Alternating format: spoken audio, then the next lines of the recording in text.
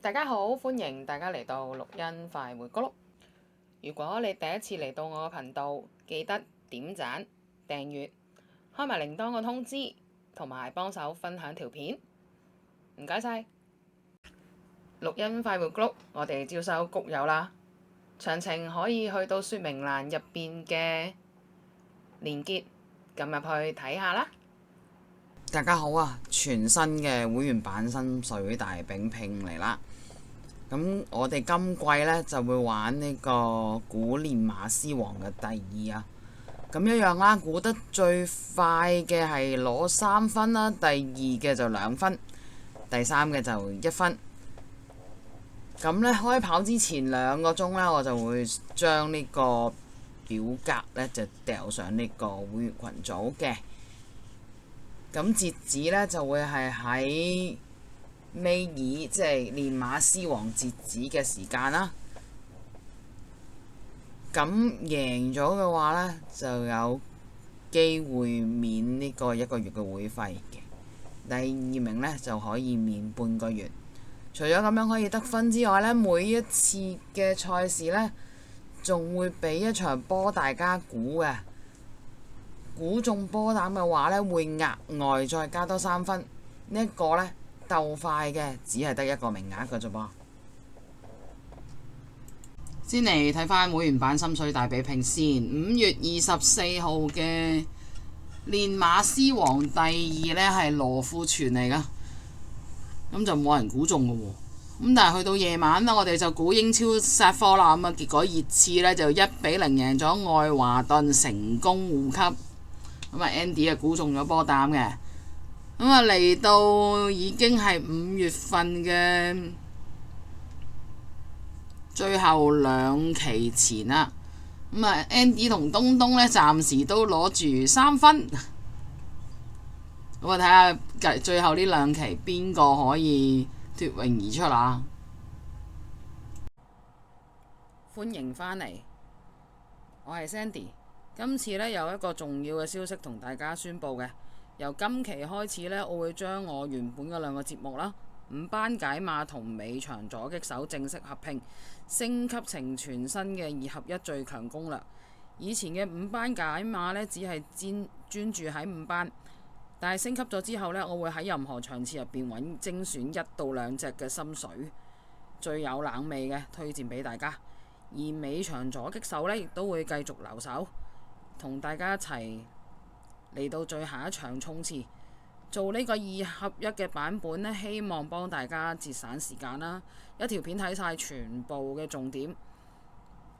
如果你支持我呢個新嘗試，記得幫我條片點讚分享。廢話少講，我哋即刻入正題。好啦，立即進入我哋升級版第一個環節啦，冷門直送。以前呢，我哋只係專注喺5班嘅賽事，而家呢，我會幫大家喺全日嘅場次入邊地氈式揾1到2隻最值得關注嘅冷門。我會由馬房部署啦、試馬嘅動態啦，甚至乎當日跑道邊差去考慮，將最有冷味嘅心水直接送到大家前邊。我亦都會喺每一期幫大家跟進返戰績，贏輸都要一齊面對㗎嘛。大家好啊，先嚟講返上一期嘅心水先。咁我介紹俾大家嘅爽標王子呢，就跑咗個第8嘅。咁啊，騎師留到包尾追，咁但係當日嘅賽道呢，真係唔利咁樣嘅跑法啊。咁啊，結果叫追返一段。咁呢一隻呢，睇下下一次會唔會換人，或者跟返前少少，可能就已經有機會㗎啦。2次其實追勢都唔錯嘅。至於今期冷門直送呢，介紹俾大家呢個第4場3號嘅你知我得。咁而家個賠率呢，就11倍獨贏，32蚊位置。咁啊4班1200米呢，今次係拆咗3組。咁啊第4場呢一組呢，頑固啦，咁啊淨係得你知我得，有機會係放頭嘅啫。咁啊上一次呢，巴道騎攞住個10檔呢，就一出閘都唔夠快啊！咁啊，結果就全程跟住個尾，咁啊跑第11。咁但係前一場4月8號呢，佢攞住個5檔，潘頓騎呢就攞住5檔一上嚟呢，就擺前面走，結果就一放到底啊！咁啊，其實嚟到已經開始接近季尾啦，好多時谷草跑道擺得前啲走啊穩陣，尤其是短途添。咁啊，攞住個4檔用布浩榮擺前走，應該都做得到嘅。咁啊，睇下冇放頭馬底下，今次會唔會佢又可以再次一放到底啦？好啦，終於嚟到壓軸嘅環節啦。尾場左擊手，好多朋友都問我點解要叫左擊手，因為喺尾場咁關鍵嘅時刻，我哋嘅目標就係要左擊馬會，接返我哋應得嘅報酬。無論你全日贏緊定係輸緊，嚟到最後一場，我哋就要逆風翻盤，反敗為勝，作出最後一擊。我絕對唔會亂咁推心水俾大家，我會逐一分析馬匹狀態啦、場地變化，甚至乎馬房嘅部署同埋所有可以交俾大家嘅數據。只要我睇到乜嘢，我就會話俾大家聽。我哋唔可以次次都有得馬會贏晒，一定要喺尾場反撲。如果你鍾意同馬會搏殺，想喺尾場接返彩池，咁就一定要睇我嘅尾場左擊手啦。我嚟到尾場左擊啦，今次嚟講下呢個尾場賽事咧，係3班嘅1200米嚟啊！咁啊，最近尾場都好興跑3班1200。咁呢一組馬呢，即係睇落去都幾麻煩嘅。點解咁講呢？第一放頭馬就都有嘅，步速應該唔會慢。有呢啱啱大勝返嚟升班嘅可靠大師啦。亦都有沉咗好耐，上一場突然間上花名嘅小霸王啦，所以即係到底點樣拆解呢？我哋一齊嚟睇下。咁啊，1號小霸王啦，上一場一落班用黃寶嚟呢，咁啊原欄就追近，咁啊追唔到馬達，跑咗個第2，輸1個馬位。咁但係睇返上一次賽後報告呢，阿黃寶嚟一出閘呢，就已經挨碰咗一下咁樣，跟住呢，就沿路都係貼欄慳位，去到直路啦，抽出嚟2踏衝，咁但係隻馬其實內閃，咁啊騎師就話好難力拆咁樣啦。呢隻馬呢，喺3班其實孭重磅係難搞，用小妹妹呢，減磅係有咗嗰個優勢喺度，但係就即係操控上唔係好搞得掂。咁啊，今次由2檔變成7檔啦。咁會唔會一出閘就俾人頂咗喺2踏呢？呢個都會係問題嚟嘅。即係雖然你可以話佢可能靠減咗磅孭佢返嚟都唔頂，但係我自己呢，會對佢上一次嘅表現再加埋呢，我麻麻地啦。咁所以我先擺佢喺4重彩腳先，即係佢有機會追到啊！但係會唔會好似上次咁上名呢？際遇上又會點呢？咁就存疑啦。2啦，紅一射啦。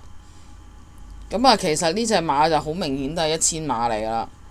咁啊，5面都係1000，1200咁大個仔呢，其實都係前一季跑嗰個第3嘅啫。咁啊，繼續嚟跑1200，我當佢減分先啦。3嘅關鍵所在啦，呢隻其中一隻放頭馬嚟啦。今次係攞住9檔。咁啊，近呢4場呢，集中走嚟跑谷草1200，咁啊跑咗個第2嘅。上一場對住馬達呢，阿黃志宏一樣照放頭啦，咁啊結果頂唔到啊，最後200就輕輕有啲轉弱啦。咁啊隔翻2個禮拜再嚟跑。咁啊9檔黃志宏應該可以殺到埋欄放嘅。咁啊拖腳要拖翻嘅，所以3號啦，4重彩腳咯噃。4啦，川河洞區呢隻真係失望啊！今季呢，喺呢個路程其實已經攞咗一 win 一個第2一個第3噶啦。咁啊分呢又開始減翻落嚟69分啦。咁但係11檔呢，佢會難跑嘅，咁啊所以擺低先啦。5啦，蒸蒸日上啊！呢個路程呢，上一場梁家俊騎呢，就喺精彩進帳後邊跑咗個第3。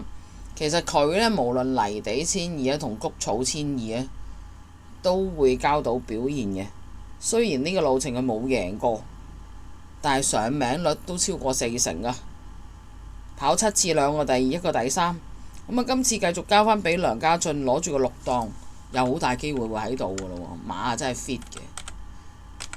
咁啊馬房啊仲爭一場頭馬，咁睇下呢隻有冇機會喺呢度突破咯喎。係5。OK 6啦，連冠王。咁啊季初嘅時候攞咗1 win 一個第2之後呢，就跳上去跑1650啊1400咁樣。咁但係加程上去之後跑呢，就好似麻麻地啦。咁啊順手減翻啲分翻落嚟。咁啊終於縮翻落嚟跑短啦。今次用希威森8檔。但係狀態上呢，就比季初嚟講啊，真係爭少少啦。所以呢隻呢，最多都係4重彩腳嚟嘅啫。咁啊擺佢喺後邊1號、3號、6號。7啦，富心星咯喎。喺4班贏完之後上嚟3班呢2場呢，佢先喺谷草1000呢就輸俾領航君子，叫追翻個第3。咁但係上一場呢，就唔知莫雷拉點解10檔要擺前面放啊？其實佢係稍稍留住追會好啲嘅。咁啊今次係4檔，佢呢就應該可以好舒服咁跟住關鍵所在或者可靠嘅大師後邊攞住條欄咁樣。咁啊跑法上可能有機會同上一次唔同嘅咯喎。咁所以呢隻又要擺翻喺度啦。4檔7號 OK。白啦香港仔啦。咁啊呢一隻呢，一樣係喺4班贏完馬之後呢，上嚟3班呢2場呢，都係順跟嘅啫。2場都係輸啲4個零馬位。咁啊上一場梁家俊騎呢，對住呢個踏雪尋梅跑咗個第6。當時呢，其實第一次跑谷草啊，算係唔錯嘅。咁啊今次就交翻落潘明輝手啦，攞住個3檔。呢隻其實都有機會啦，可以拖翻腳咯噃。9啦，可界大師。呢隻呢就打喺4班贏2場，上一場呢贏呢就贏成差唔多5個馬位。咁啱遇上變化地擺前邊放，後邊嗰啲全部都追唔到。咁啊1+10分升班。咁但係以上一次咁樣跑，再遇上變化地上嚟3班放頭，佢個步頻夠唔夠關鍵所在快呢？呢個都係疑點之一嚟嘅，所以佢今次攞5檔啊，好大機會佢會持續進步啦。咁但係亦都有機會，即係原來完全唔夠快嘅，咁啊跟前返嚟，咁啊未必好似上次咁一放到底走到咁遠。我自己會擺翻佢喺配腳先嘅，始終1+10分嘅嘛。9號10啦，威力飛騰。呢隻12檔。咁啊其實插班跑咗2場嘅，一場谷草1002啦，一場田草1002，但係2場暫時都未有走勢住嘅，咁啊所以擺低先啦。11啦，觀金旗啦。呢一隻呢，喺4班打跑咗2個第2之後呢，就唞咗好耐，因為試閘嘅時候流鼻血啦。咁啊上一場9休復出，就走去跑一場田草，咁啊順跟返嚟輸俾手機標勁嘅啫。今次翻過嚟跑谷草啦，呢隻一過嚟谷草跑就得，今次仲攞一檔添，咁啊絕對要拖翻啦。所以11、12啦，朝朝醒呢隻呢就神操大呼吸儀添。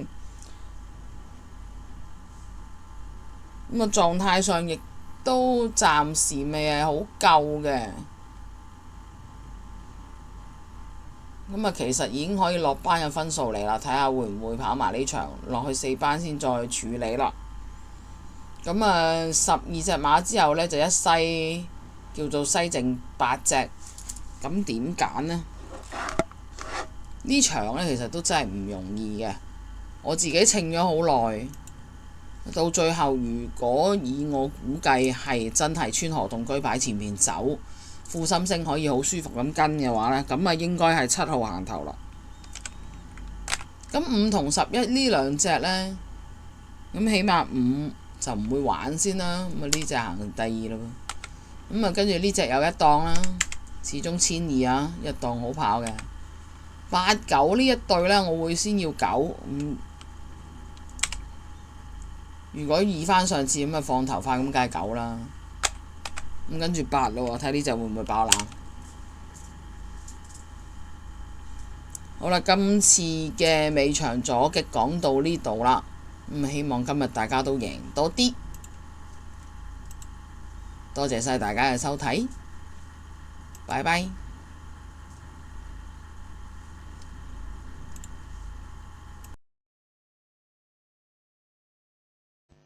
最後多謝大家嘅收睇，歡迎留言問馬仔，我哋下集再見。